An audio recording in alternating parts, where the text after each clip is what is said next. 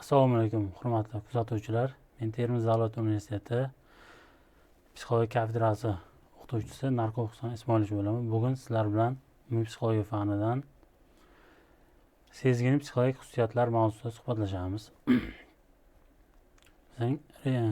Sezgi deb atrofimizdagi narsa va hodisalarning sezgi a'zolarimizga bevosita ta'sir etishi, sezgi natijasida ularning ayrim belgi xususiyatlari miyamizda aks ettirilishiga aytamiz. Sezgi bilish jarayonlari ichida oddiy psixologik jarayon bo'lib, tashqi olamdagi narsa va hodisalarni aks ettiradi. Tashqi olamdan kelayotgan qo'zg'atuvchilarning muayyan retseptorlarga bevosita ta'sir etish orqali ayrim belgi va xususiyatlarni va organizmning ichki holatini aks ettiradi. Sezgilarning nerv fiziologik asosini o'rganishda Ivan Petrovich Pavlov ta'biri bilan aytganda analizatorlar apparati tashkil etadi. Xo'p, analizator nima? Analizator nima vazifalarni bajaradi? Shu xususda gaplashadigan bo'lsak, analizator tashqi va ichki muhitdan keladigan taassurotlarni qabul qilib olib, fiziologik jarayon bo'lgan qo'zg'alishlarni psixik jarayonga, ya'ni sezgilarga aylantiruvchi nerv mexanizmlari tizimidir. Analizatorlar apparati 3 qismdan tashkil topgan bo'lib, ular quyidagilardan iborat. Periferik retseptor tashqi quvvatni nerv jarayoniga o'tkazadigan maxsus transformator qismi. Xo'p, analizatorlarning periferik bo'limining markaziy analizatorlar bilan bog'laydigan yo'llarni ochadigan afferent markazga intiluvchi va efferent markazdan qochuvchi nervlar. Xuddi shunday markazga boruvchi va markazdan qochuvchi nervlar tashqi olam bilan o'zaro aloqadorlikni va ular bilan ko'prik vazifasini o'tovchi o'sha sezgi analizatorlarni funksiyasini bajaradi. Shuning uchun markazga boruvchi va markazdan qochuvchi afferent va efferent nerv tolalari deb aytsak bo'ladi, retseptorlar. Analizatorlar periferik bo'limlardan keladigan nerv signallarining qayta ishlanishi sodir bo'ladigan qobiq osti va qobiq bo'limlari mavjud. Jahon psixologiyasi fanining so'nggi yutuqlari hamda atamalariga binoan sezgilar quyidagilarga klassifikatsiyaga, ya'ni tasniflarga bo'linadi. Ushbu tasniflarning dastlabki ko'rinishi ingliz olimi Sherringtonga taalluqlidir. U retseptorning qayerga joylashganligiga qarab sezgilarni 3 turga bo'lgan. Demak, jahon psixologiyasida Sherrington sezgilar bo'yicha, o'sha ingliz olimi sezgilar bo'yicha tadqiqotlar o'tkazgan va tadqiqotlarda o'sha sezgilarning qayerga borib joylashishi va qayerga borib signal uzatishi bo'yicha ma'lumotlarni yig'ib, o'z ma'lumotlari bilan kitoblar yoki asarlar chiqarishgan. Va 3 turga bo'lgan.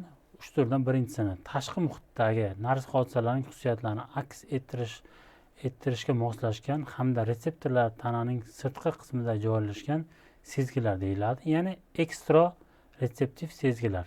Ekstro bilamiz, ya'ni tashqariga yo'naltiruvchi sezgilar hisoblanadi, tashqi muhitga.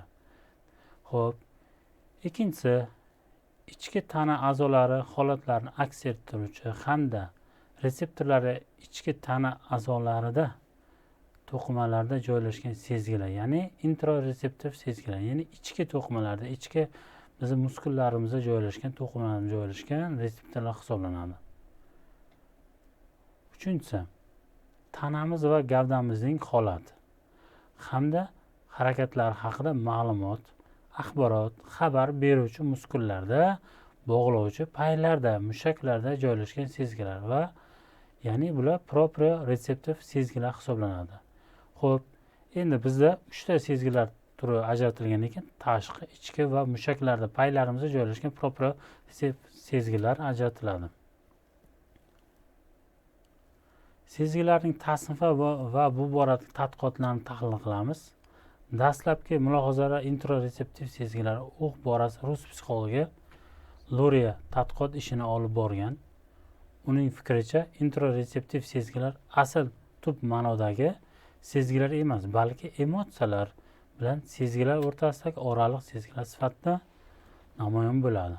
Loriyaning tadqiqotlarida demak, introretseptiv sezgilar asl tub mohiyati sezgilar emas, balki emotsiya, bizni hissiyotlar bilan sezgilar o'rtasida oraliq sezgilar sifatida namoyon bo'ladi deb o'z fikrlarini mana izohlagan. Psixologiya fanida mazkur sezgilar to'g'ri o'rganilmaganligi sababli uni noma'lum hislar deb atalgan. Bu asosan ichki organlarning xastaliklarida vujudga keluvchi holatlarni diagnostika, ya'ni tashxis qilishda alohida ahamiyat kasb etadi. Psixologiya fanida 3 katta guruhga ajratilgan sezgilar ekstroretseptiv, proprioretseptiv va interoretseptiv o'z navbatida quyidagi turlarga ajratiladi. Boya biz yuqorida ta'kidlab o'tganimizdek, ingliz olimi Sherringtonni ingliz olimi 3 turga ajratganmiz sezgilarni: ekstro, intro va proprioretseptiv. Endi bular ham o'z navbatida boshqa mayda-mayda qismlarga bo'linib ketyapti. Shu bilan birga bularni sezgilarni nomma-nom sanab o'tishimiz mumkin. Bunda ko'rish sezgilari, albatta ko'rish organi orqali bajaradigan funksiyalari shu ko'rish sezgilarida joylashgan sezgi retseptorlari. Ikkinchisi eshitish sezgilari, ya'ni biza eshitish organi orqali o'sha retseptorlarda o'sha bajaradigan eshitish organlarida joylashgan retseptorlar. Hid bilish sezgilari, ta'm bilish sezgilari, teri sezgilari, muskul harakat, kinestetik sezgilar, statistik sezgilar, organik sezgilar. E'tibor berganingizdek, bizda birinchi ko'rish, eshitish, hid bilish, ta'm bilish va teri sezgilar mavjud edi va yana ham ko'proq o'rganishlar evaziga bizda insonda muskul harakat sezgilari ham qo'shildi. Statistik sezgilar va organik inson organizmidagi o'sha ichki organlardan kelgan sezgilarni ham biz kiritishimiz mumkin retseptorlar turlariga. Xo'p, bulardan birinchisi ko'rish sezgilariga to'xtaladigan bo'lsak, insonlar tomonidan rang va yorug'likni sezish, ko'rish sezgilari orqali amalga oshadi va seziladigan ranglar xromatik va axromatik turlarga bo'linadi. Ko'rish sezgilari ham o'z navbatida 2 turga bo'linyapti.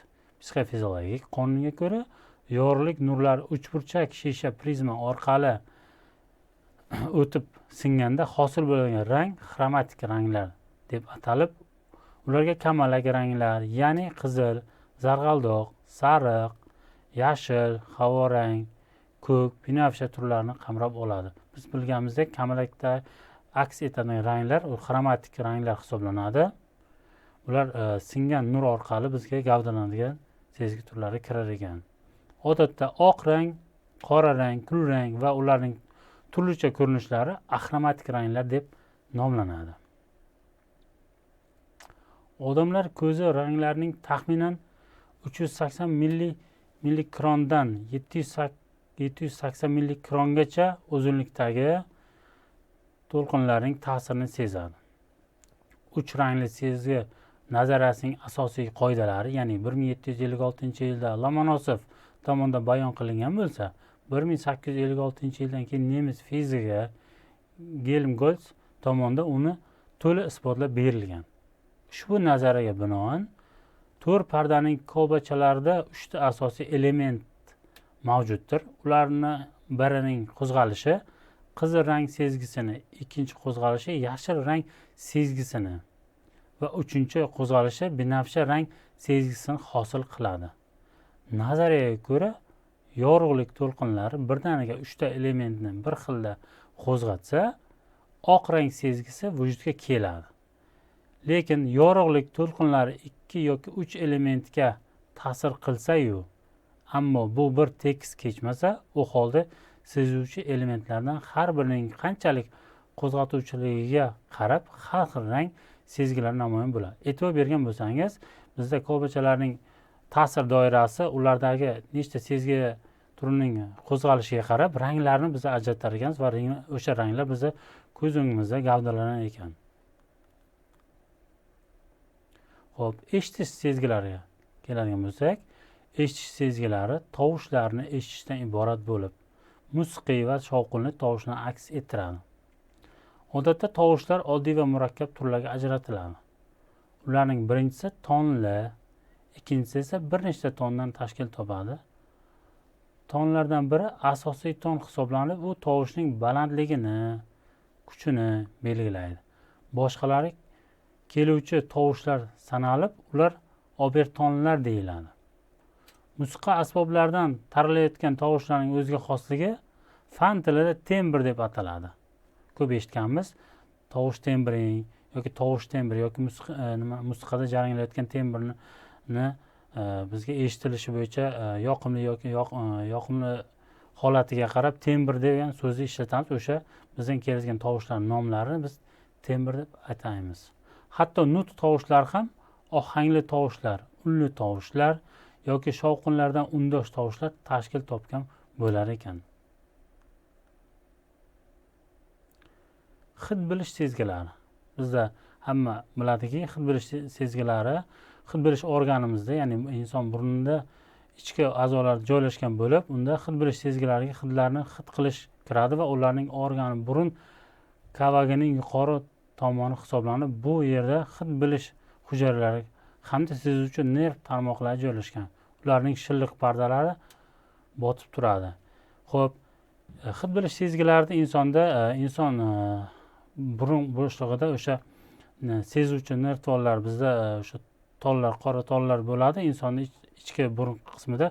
O'sha tollar retseptorlar vazifasini bajarib, ular kelayotgan hidlarni ajratib berishda va ularni o'sha qaysi sohaga tegishli yoki qaysi predmetga tegishli yoki qaysi bir hidga tegishli ekanligini inson miyasiga yoki ongiga uzatadigan vazifani bajaradi. Shu bilan birga, agar inson oddiy holatda shamollash vaqtida insonda o'sha burun bo'shlig'ida shamollash yuzaga kelganda bu retseptorlar ma'lum muddatda o'z faoliyatini to'xtatib turadi. E'tibor bersangiz, agar inson kasal holatda ya'ni gripp holatiga tushganda, shamollash holatiga tushganda hidlarni sezish qobiliyati kamayadi va bizlarda juda qattiq hidlardan tashqari yengil sezgilarni sezishga qiynalib qolamiz.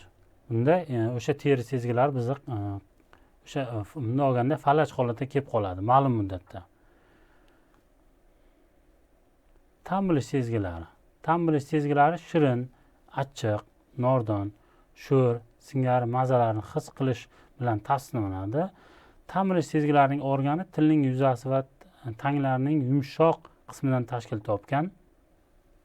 Tilning shilliq pardasida maxsus ta'm bilish so'rg'ichlar mavjud bo'lib, ularning tarkibi tayoqchasimon hujayralardan tuzilgan maxsus ta'm bilish kurtaklariga ega.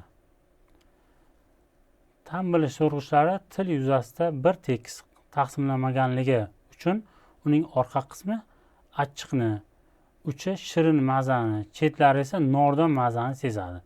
Lekin ularning o'rtasi bo'lsa, mazani aks eta olmaydi.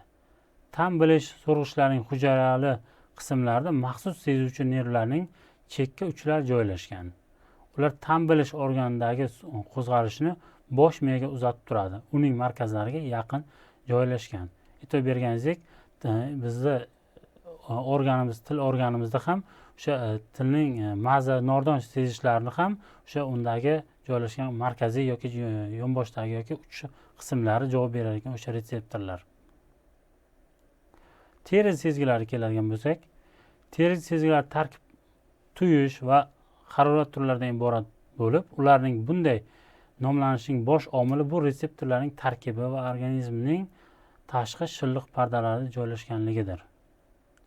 Tuyish sezgilari ikki xil axborotni qabul qilish imkoniyatiga ega bo'lib, birinchisi tegish va tarqalishni tuyish sezgilar, ikkinchisi esa silliq yoki g'adir budurni tuyish bilan tavsiflanadi. Odatda tana a'zosiga narsalarning tegishini sezish tashqi qo'zg'atuvchi kuchayganda silliq sezgiga aylanadi va u yanada kuchayganda og'riq sezgiga aylanadi. Muskul harakat sezgilari, statik sezgilar haqida ma'lumot beradigan bo'lsak, muskul harakat sezgilari motor sezgilar deb nomlanib, ularga og'irlikni, qarshilikni, organlar harakatini bilish sezgilari kiradi. Ularning organlari gavda muskullari, paylar, bo'g'imlardan iboratda. Organlarning tarkibida sezuvchi nervlarning chekka tarmoqlari mavjud bo'lib, ularning ta'siri harakat va statik sezgilar vujudga keladi. Muskul harakat sezgilarining fizik sabab muskullarga ta'sir etuvchi narsalarning mexanik tadqiqi va gavda harakatlaridir. Bizning bugungi sezgi bo'yicha ma'lumotimiz shulardan iborat. Agar bironta savollaringiz bo'ladigan bo'lsa, quyidagi telefon raqamiga yoki YouTube kanalimdagi izohlarga yozishingiz mumkin. E'tiboringiz uchun rahmat.